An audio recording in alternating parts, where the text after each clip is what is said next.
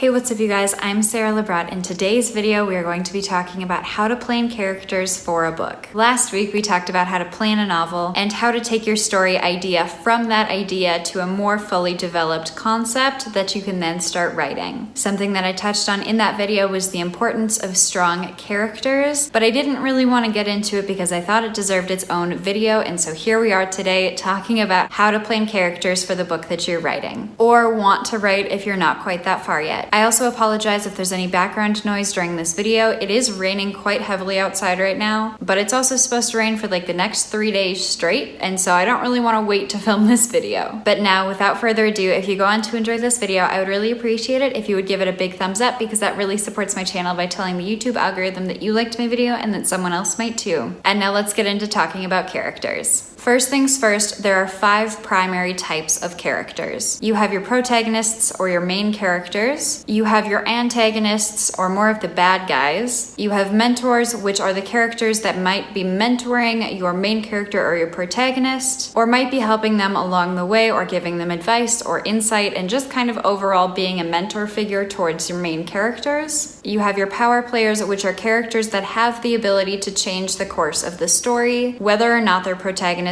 or antagonists, or even something more minor than that. And then number 5, you have your minor characters, which are more the characters that don't show up as much, don't mean as much to the story, but are still integral to the story as a whole, but are not as big of a focus as any of the previous 4 categories. Something that's important to keep in mind when you're coming up with characters for your book is to remember to streamline as much as possible. I don't mean cut out every single minor character there is, but I am suggesting that maybe you think about how that character is going to play into the story, which is why choosing a character category can be really helpful, because if you really like the idea of a character but you don't know how they're going to affect the story, and you think that the story would be the same without them, they probably don't need to be in the book itself. I know that that might be a little bit of a hard pill to swallow. I know that I have definitely included non-essential characters in books before, and it can be painful to like kill them off or remove them from the story, but it can also be very beneficial because it helps streamline the story and the cast of characters, but it can help simplify things and make it easier for the reader to keep track of everything. Now that you've sorted your characters into categories, it's time to start thinking about your character's desires. The first thing you might want to start thinking about is, what is it that your character wants most in the entire world? This could be something that they feel like will make them happy, or this could be something that they feel like is missing from their life, or something that they really want to change about their life. It can be any kind of desire, but character desires drive the story. Yes, having a plot is important, but like I said in my last video about planning a novel, strong characters can carry a weak plot, but a strong plot cannot carry weak characters. Something that one of my creative writing professors in college told me was that every character should want something from the very first page, even if all they want is a glass of water. I don't know if it's the simplicity of the statement and the fact that it can be a want or a desire as small as a glass of water, but that advice has stuck with me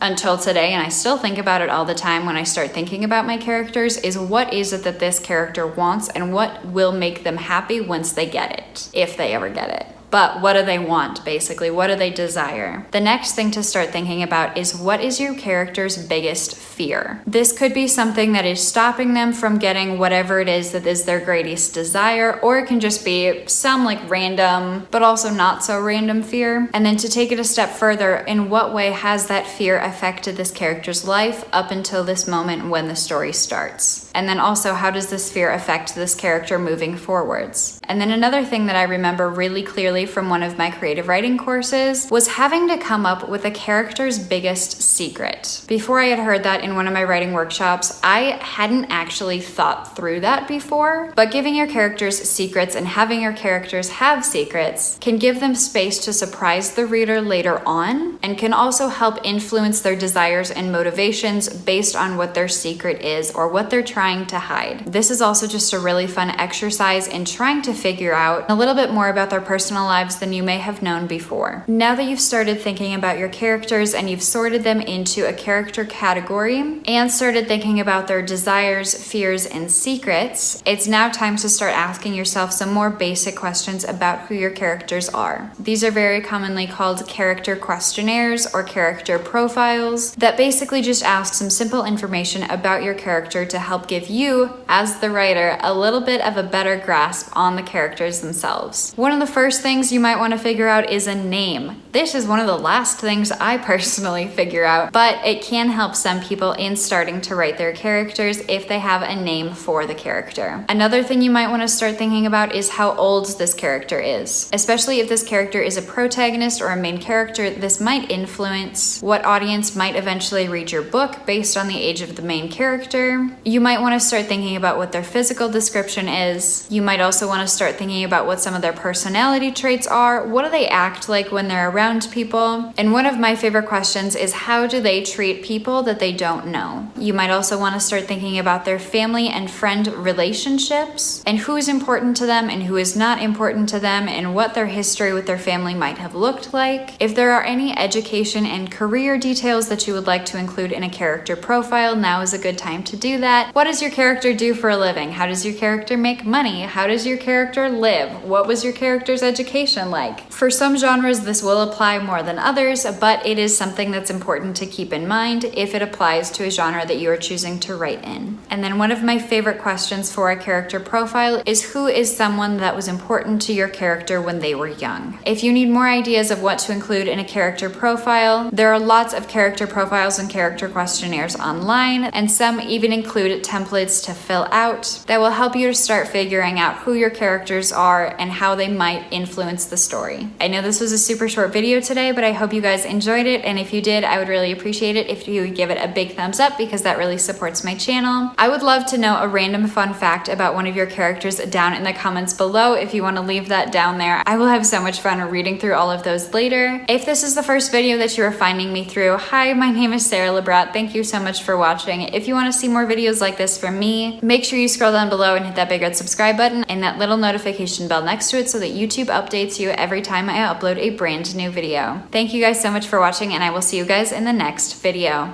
Bye!